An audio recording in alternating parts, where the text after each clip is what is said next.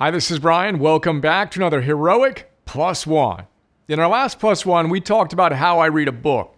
More specifically, we focused on how I choose the books I read, which I believe is always the most important first step in how to read a book.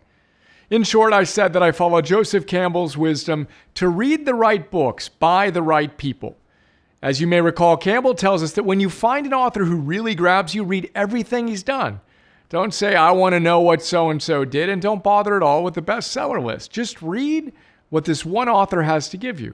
And then you can go and read what he had read.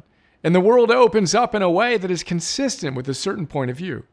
But when you go from one author to another, you may be able to tell us the date when each wrote such and such a poem, but he hasn't said anything to you.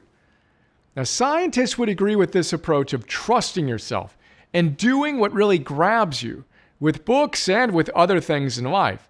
In fact, Tal Ben-Shahar connects the academic research on what's called self-concordant goals to Joseph Campbell to make his point.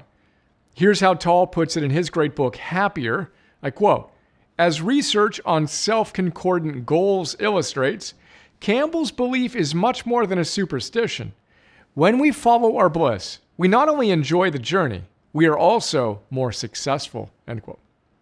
Now, in the book, Tal walks us through the importance of goals in general and the importance of what psychologists call self-concordant goals in particular.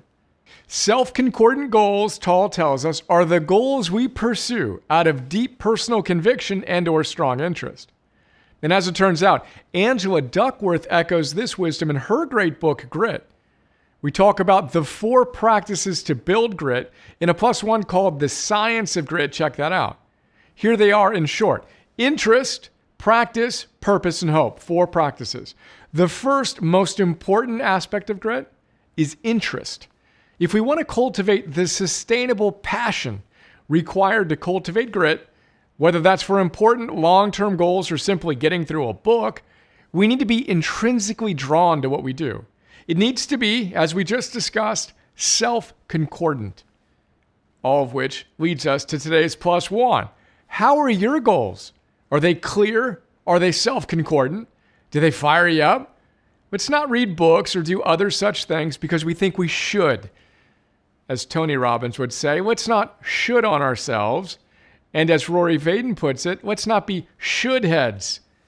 Those plus ones are linked in this one. Let's do the things that grab us with gritty joy today.